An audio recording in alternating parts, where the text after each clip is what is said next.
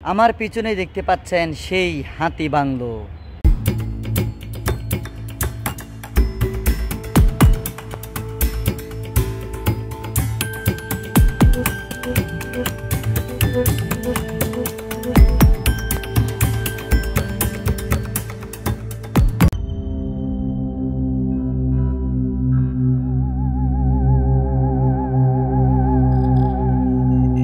চারপাশে উঁচু পাহাড়, সবুজের সমারোহ ও পাখির কিচিরমিচির শব্দ।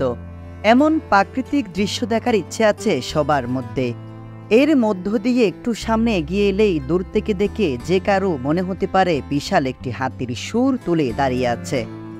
দূর থেকে জীবিত মনে হলেও সামান্য কাছে যেতেই দেখা মিলবে হাতির আদলে নির্মিত 131 বছরের পুরনো একটি ডুপ্লেক্স বাড়ি।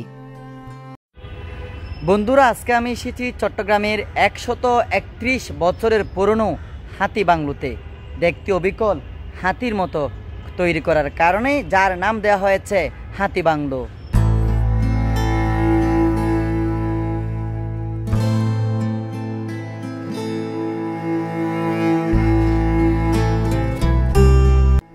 দেখতে অবিকল হাতির মতো মনে হলেও এটি মূলত ইট পাথর নির্মিত একটি প্রাচীন ভবন। স্থানীয়দের কাছে এটি হাতি বাংলো নামেও পরিচিত। চট্টগ্রামের ফুসফুস খ্যাত সিআরবির পাহাড়ে দৃষ্টিনন্দন আদি এই বাড়ির সঙ্গে জড়িয়ে আছে প্রাচীন ইতিহাস। শতবর্ষ পুরনো এই ইতিহাস হয়তো অনেকেরই অজানা। চট্টগ্রামের লালকান বাজারের পূর্বে একটি পাহাড়ের উপরেই এই হাতি বাংলোর অবস্থান।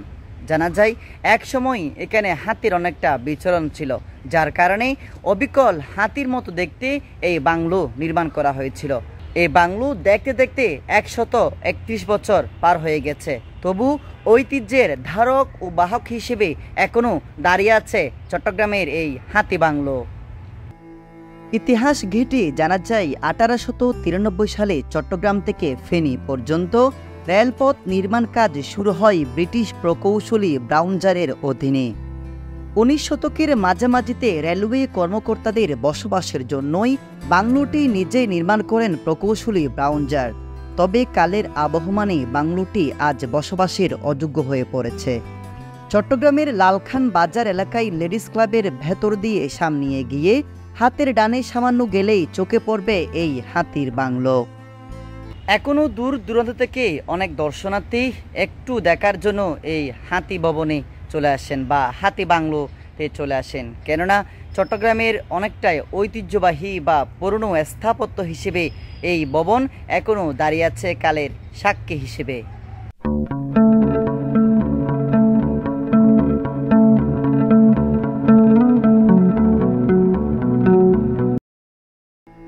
বর্তমানে চট্টগ্রামের ইতিহাস ও ঐতিহ্যের অংশ এই হাতি বাংলো পড়ে আছে অনেকটা জীর্ণশীর্ণ অবস্থায়, নেই কোনো রক্ষণাবেক্ষণ, ফলে হারাতে বসেছে বাংলোটির সৌন্দর্য। বাংলোটির সামনে ও পেছনের অংশ মিলিয়ে মোট 12টি গোলাকৃতির জানালা আছে। এছাড়া হাতির সুরের আদলে নির্মিত বারান্দার দুপাশেও আছে গোলাকৃতির দুটি ছিদ্র, যা দেখতে অনেকটাই হাতির চোখের মতো। ডুপ্লেক্স এই ভবনের নিচ তলায় 4টি ও দোতলায় একটি শয়নকক্ষ আছে। বর্তমানে স্থাপনাটির সবকটি দরজা জানালা ভেঙে পড়ার পাশাপাশি মরিচা ধরেছে। কাঠ দিয়ে নির্মিত সব জানালাগুলোই পড়ে আছে জরাজীর্ণ অবস্থায়। এছাড়া ভবনের দেয়াল জুড়ে পড়েছে শ্যাওলা, কষে পড়তে শুরু করেছে পলেস্তারা। বাড়ির চারপাশে জুড়ে জমে আছে বিভিন্ন ময়লা আর শুকনো পাতা। নান্দনিক এই বাংলোতে এখনও রেলওয়ে কর্মচারী ভেতরের একটি শয়নকক্ষে কোনো রকমে থাকেন। এখানে কিন্তু এখনও মানুষজন বসবাস করে। দেখতে জরাজীর্ণ মনে হলেও মূলত সরকারি কর্মকর্তাদের জন্য এটি নির্মাণ করা হয়েছিল। এখানে আমরা এসে দেখতে পেয়েছি মানুষজন ছিল, কিন্তু তারা একটু আগে কাজের কারণে বের হয়ে গেছে। বিকেল হলেই অনেক দর্শনার্থী হাতির বাংলো দেখতে ছুটে আসেন। দর্শনার্থীরা ছবি তোলার পাশাপাশি এখানে অনেক সময় বিভিন্ন শর্ট ফিল্মের শুটিংও হয়ে থাকে। 19 শতকের মাঝামাঝিতে ফেরো সিমেন্ট দিয়ে নির্মিত এই বাংলোর 132 বছর পেরিয়ে গেলেও এখনো বেশ মজবুত অবস্থায় রয়েছে। বন্ধুরা, হাতির মতো কিন্তু এই ভবনে ল্যাচও নির্মাণ করা হয়েছে।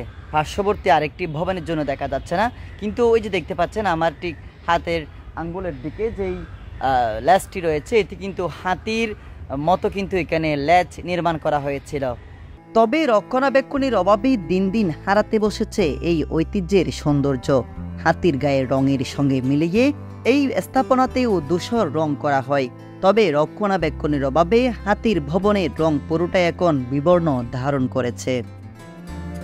বছরের পর বছর ধরে পড়ে আছে এই হাতি বাংলো, নেই কোনো পদক্ষেপ কিংবা রক্ষণাবেক্ষণ। নান্দনিক এ স্থাপত্য সংরক্ষণের উদ্যোগ নিলে এটি দর্শনার্থীর কাছে আরও আকর্ষণীয় হয়ে উঠবে। হাতি বাংলো নামে যে বাংলোটি চট্টগ্রামে রয়েছে সেটি কিন্তু দেখতে পুরোটাই যেন একটি হাতি, জীবন্ত নয়, এটি একটি ভবনে তোলা কিন্তু হাতি ভবন।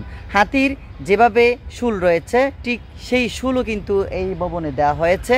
পাশাপাশি হাতির পেছনে যে ল্যাজ রয়েছে সেই ল্যাজটি কিন্তু এই ভবনে দেওয়া হয়েছে। পাশাপাশি অবিকল হাতির গায়ের শরীর বা হাতির বডির মতো কিন্তু এই ভবনটি নির্মাণ করা হয়েছে।